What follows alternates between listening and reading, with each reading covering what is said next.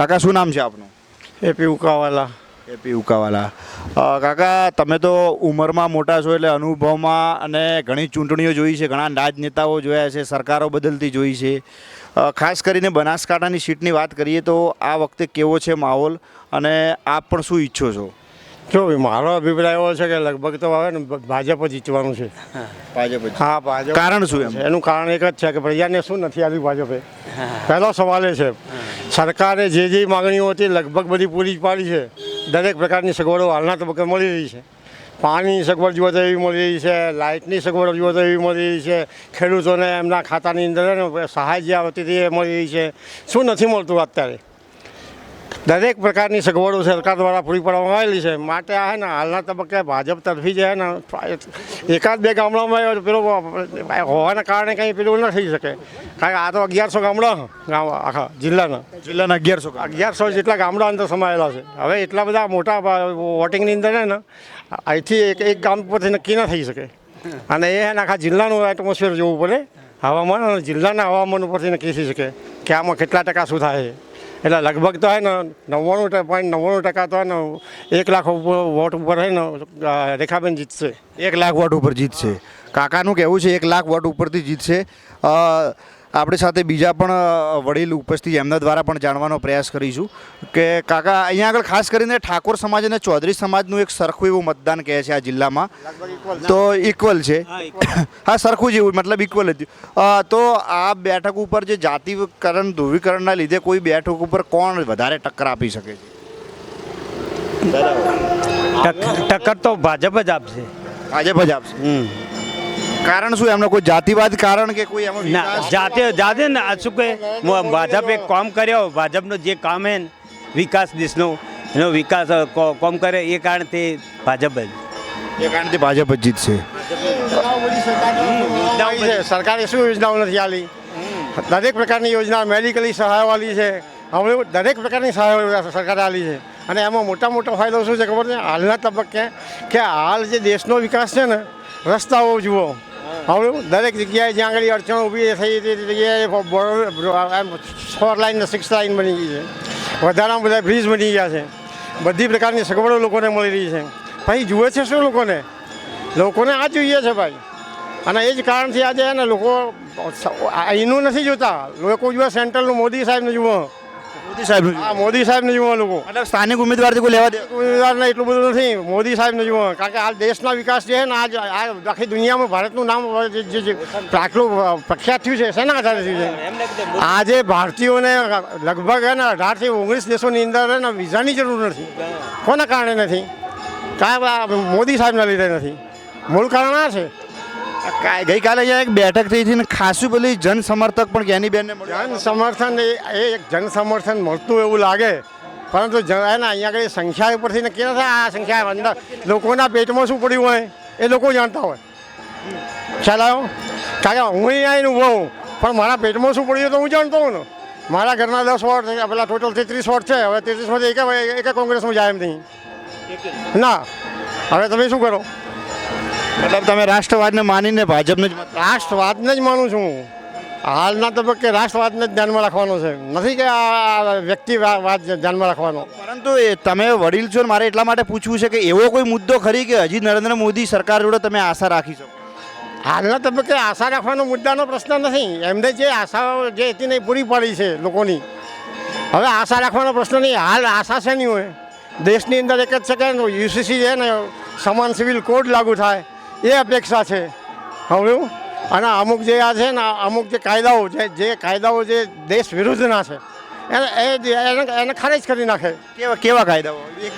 દાખલા તરીકે મુસ્લિમ personal Lord, વકફ board, પછી વક્સિફ એક્ટ. આ કાયદાઓ શું છે? આ કાયદાઓ હોય ને દેશ છે, ભારત દેશ છે, સેક્યુલર કન્ટ્રી કહેવામાં આવે છે. ઓલ આર ઇક્વલ હોવા જોઈએ કાયદાની ભાષામાં. કોઈ એમ કહે છે કે ભાઈ અમારા પૂરતું એમ કે આ કાયદો અમે જ ચલાવશું. That's not proper. એ યોગ્ય નહીં. ખ્યાલ આવ્યો? એટલે આ બધું આ વસ્તુ જોવાનો પ્રશ્ન છે ને દેશની અંદર. અને દેશનું હિત એમ જ સમાયેલું છે. બધા ઇક્વલ થશે ને બધા યુસીસી લાગુ પડશે એટલે ઓટોમેટિકલી આનો રસ્તો નીકળી જશે. કાકા તો આ પહેલાંની સરકારોમાં અત્યારની સરકાર નરેન્દ્ર મોદી 10 વર્ષથી દેશના વડાપ્રધાન છે, કેટલું ફરક પડ્યો છે દેશ? જો હાલ પહેલાંની સરકારો હવે 50 થી 55 હવે 50 થી 55 વર્ષ સુધી એક ધારું રાજ કર્યું છે. આમ તો 70 વર્ષ છે પણ 55 વર્ષ સુધી તો કર્યું જ છે. તે 55 થી 60 વર્ષની અંદર એમને આજ સુધી કયો વિકાસ કર્યો મને એમ બતાવો. મને એક વિકાસ બતાવો કે આ વિકાસ શું સંરક્ષણ ક્ષેત્રે વિકાસ કર્યો? ના. શું લોકોના એમ કે આ એમ્સના હોસ્પિટલ્સને એની રચનાઓ વધારાની કરી? ના. એ કોને કરી? મોદી સરકારમાં થઈ છે. મતલબ કંઈક તો કર્યું છે. 60 વર્ષ દેશ એમને થોડી વર્ષની અંદર શું કર્યું તમને સમજાવું. ડિવાઇડ એન્ડ રૂલ્સની નીતિ જેને કહેવાય ને, હવે ભાગલા પાડવાનું રાજ કરવાની નીતિ એમને અખ્યાત કરી અને આજે હિન્દુ મુસ્લિમ વચ્ચેની જે લડાઈઓ ચાલી થઈ આટલા વર્ષો સુધી યુદ્ધ ચાલ્યું એનું પરિણામ એ છે કોંગ્રેસ જવાબદાર છે. હા સ્પષ્ટ છે ને. તો આ ફેરે કોંગ્રેસને એ જ કારણથી કોઈ મત મળશે કે તમને શું લાગી રહ્યું છે દેશમાં? હા અત્યારે મુસ્લિમો પણ વોટ આલવા માટે તૈયાર છે. એવું નથી કે મુસ્લિમો નથી. મુસ્લિમોને ખબર પડી ગઈ છે અત્યારે કોને વોટ આપવા? ભાજપને વોટ આલવા તૈયાર થયા છે મુસ્લિમો. મારા જુનિયરો વકીલો મને ખબર હોય ને એ મેં એમનો અભિપ્રાય લઈ લીધો. એમને મારા જુનિયર વકીલો એવું કહે છે કે ભાઈ અમે બીજેપીને વોટ આલશું. હા હવે સ્પષ્ટ કહેવાય છે ને કે એનું પરિસ્થિતિ એ થઈ છે કે એમને ખ્યાલ આવી ગયો કે આમને હે ને આ 70 વર્ષ સુધી લડાઈ માર્યા છે અને આ સુધી અમે જો શિક્ષણથી વંચિત રાખ્યા હોય ને તો આ ડિવાઇડ એન્ડ રૂલની નીતિ અમને સંપૂર્ણ શિક્ષણ નથી મળ્યું. એના પરિણામે અમે અત્યારે આ પોઝિશનમાં છીએ. ભાજપ જે કહે છે સૌનો સાથ સૌનો વિકાસ છે, સાર્થક? હા સાર્થક છે. હવે સૌનો વિકાસ સંપૂર્ણ શાસક છે, સૌનો વિશ્વાસ પણ સંપૂર્ણ શાસક છે અને એના હાથે અમે સમજ છીએ. કાકા બનાસકાંઠાની સીટ ઉપર આપનું શું કહેવું છે અને ખાસ કરીને ચૂંટણી નજીક છે, કેવો માહોલ છે આપના દ્વારા જાણવાનો પ્રયાસ કરીશ? ભાજપ તરફી જ માહોલ છે. ભાજપ તરફી. કેમ ભાજપ તરફી? કે ભાજપ જો વર્ષોથી ભાજપની જે નીતિ છે એ હિન્દુત્વની નીતિ છે અને આપણો દેશ એનો હિન્દુસ્તાન તરીકે ઓળખાય છે. અને એમાં જે કોંગ્રેસની જે મુસ્લિમકરની તુષ્ટિકરણની નીતિ છે એનાથી આપણે હિન્દુઓ કોંગ્રેસ તરફ ઈર્ષા રાખીએ છીએ અથવા એમને ટેકો નથી આપતા. એટલે ભાજપ માટે જ આ લોકો 100% વોટ ડીટિંગ કરશે. શું લાગે છે નરેન્દ્ર મોદી વિશે? નરેન્દ્ર 100% આવશે. હા 100%, 101%. કેટલી સીટો આવશે? આ અબકી બાર 400 પારનો નારો આપે. ગુજરાતની વાત કરો કે બહાર આખે ઇન્ડિયા? ના, પહેલા તમે ગુજરાતની વાત કરો પછી ઇન્ડિયાની વાત. ગુજરાતમાં તો 26 સીટો આવશે. એમાંથી એક તો આવી ગઈ. ખાલી એક આવી ગઈ તો 25 આવશે. 25 આવી જવાની 100% આવશે. એમાં જે અમુક લોકોના આંદોલનો ચાલે છે, અમુક લોકોનો વિરોધ ચાલે, એમાં કોઈ ફેર નહીં પડે. કોઈ ફેર નહીં પડે. કોઈ તો ઘણા મોટા મહાસંમેલનો થાય છે. મારી વાત સાંભળો. આંદોલનોમાં જે લોકો વિરોધ કરે છે અંદર ખાનેથી એ લોકોને પણ ખબર છે કે આપણે ભાજપમાં નહીં રહીએ ત્યાં સુધી આપણો કોઈ વિકાસ નહીં થાય, કે આપણને કોઈ પદ નહીં મળે. એટલે તો છેલ્લે અમે રાજવીઓ બધા 11-15 રાજવીઓ ભેગા થઈ અને ભાજપને ટેકો જાહેર ન કર્યો.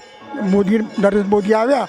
પરંતુ એ રાજવીઓ કર્યો છે પણ એના જનસમર્થક મહાસંમેલનો તો થાય છે ને. તો મારી વાત એ સમય પણ એ રાજવીઓ છો, એ રાજવીનો ટેકેદારો નહીં હોય, એમના ગામમાં એમના સાગાવાલા નહીં હોય, એ તો એમને ટેકો કરશે ને. તેઓ પછી 30% તો ફેર પડશે ને. અને એ તો આ ક્ષત્રિય સંમેલનમાં તો જે યુવાધન છે ને એ એક જાતની વોઈસોમાં પેલો ગાડેરીઓ પ્રવાહ કંઈ બુદ્ધિ વગેરે સમજે નહીં અને વોઈસો કરીને રૂપાલા હટાવો, ભાજપને મત આપો, એ જાતની નીતિ અપનાવી છે. એ ખોટું છે. પરંતુ એ રૂપાલાને માફી માંગી અને તે છતાં પણ એમણે કદાચ ટિકિટ રદ ન કરી, એમનો ગુસ્સો કદાચ હશે. પરંતુ મારો તમને સીધો કે જો માફી તો એને આપી દીધી, પણ હવે તમે ધારો કે રૂપાલા કદી ટિકિટ એને પાછી ખેંચી લીધી હોત એમાં શું ફેર પડવાનો હતો? એમાં ફેર શું પડવાનો હતો? જે શબ્દો બોલ્યા છે એમાં તો કોઈ ફેર પડવાનો હતો જ નહીં. માફી આપો કે ટેકો પાછો કહી લે, એમાં ફેર શું પડે? પણ આ તો એક રાજકારણ આમ બેસી ગયું. અમુક લોકોએ સમાજમાં રાજકારણ બેસી ગયું. રાજકારણ બેસી લોકો અમુક લોકોને ઉશ્કેરી રહ્યા કે ભાઈ તમે ત્યારે હોઈશો કરો અને આ આંદોલનને વેગ આપી દીધો આ લોકો રાજકારણીઓએ અંદર કાઢેલી. આનાથી કોઈ ફરક પડશે? પર ચડી ગયું. તમને શું લાગે છે? તમારું કહેવું છે આનાથી કોઈ ફરક નહીં પડે? મારે 100% ફેર નહીં પડે. એ તો ભલે ગમે એ લોકો પણ અંદર ખાનેથી ખચરીઓ બી અંદર ખાનેથી ભાજપને વોટ આપશે ને આપશે 100%. મારું માનવું છે. વોટ આપશે ક્ષત્રિય અંદર ખાને વોટ આપશે સર આ ચોક્કસ આપશે. મતલબ કે 26 બેઠકો તમારું કહેવું છે કે ભારતીય જનતા પાર્ટી જીતશે. હા દેશમાં હવે દેશની વાત કરો દેશમાં શું લાગે દેશમાં તો માહોલ છે જ એ જે 400ની પાર છે પણ 370થી ને 300-400ની વચ્ચે 100% આવશે એમાં કોઈ શંકા નથી. હા તમે આ જો અમુક જગ્યાએ જે ડિબેટ થાય છે અથવા આપણે જે મોબાઈલ પર જોઈએ છીએ એ જોતો આખો માહોલ જે છે કે મોદી જ મોદી. તો કાકા ત્રીજી વાર દેશના વડાપ્રધાન બનશે ત્યારે તમારે એમ પહેલો મુદ્દો તમે શું સોલ્વ થાય એ પ્રકારે તમે શું આશા રાખો? પહેલું તો શું છે કે આ જે અત્યારે તમે જુઓ આ મુસ્લિમો છે એ એમના કાયદા જુદા, હિન્દુઓના કાયદા જુદા. હવે એક મુસલમાન 4 લગ્ન કરે હવે એને 12 છોકરા 15 છોકરા થાય. આજે આ રેશનનો મોટો લાભ આ લોકો જ લે છે. અત્યારે દેશમાં જો ખાદ્યની જો આપણે તકલીફ પડતી હોય તો આ લોકોને કાઢે. અને તમે જો બધી સરકારની બધી જે સગવડો છે સેવાઓ છે એનો પૂરેપૂરો લાભ આ લોકો જ લે છે. કારણ કે કામ તો કરતા નથી, છોકરોને ભણાવતા નથી, છૂટા મૂકી દે છે. અને છૂટા મૂકી દે એમાં કેટલાક લોકો ધંધા વગરના કોઈ કામ બરાબર કરે કે ના પણ કરે એવું થઈ ગયું છે. ભારત દેશ છે તો બધા અધિકાર તો બધાનો છે ને એ પણ લઈ શકે. તમને કોણ ના પાડે, મને કોણ ના પાડે, આપણે પણ લઈ શકીએ ને. શાનો આ અધિકાર તમે વાત કરી કે સૌથી વધુ લાભ એ લોકો લે છે તો ભારત દેશ તો બધાને અધિકાર આપે છે એ પણ લઈ શકે, આપણે પણ લઈ તમે બધા લઈ શકો. આપણે લઈ શકીએ છીએ પણ કહેવાનો મતલબ છે કે આમાં બે કાયદા જુદા કેમ? મારો કહેવાનો મતલબ મારો કહેવાનો મતલબ કે બે કાયદા એક હા સરકાર એક સમાન કાયદો થવો જોઈએ. એટલે તમે યુસીસી નરેન્દ્ર મોદી આવે એટલે પહેલો એક સમાન કાયદો એ પહેલો કાયદો લાવવો જોઈએ. મારો સવાલ સિવિલ કોડ લાવવો જોઈએ તમારે. હા એમ સિવિલ કોડ લાવવો જોઈએ. હા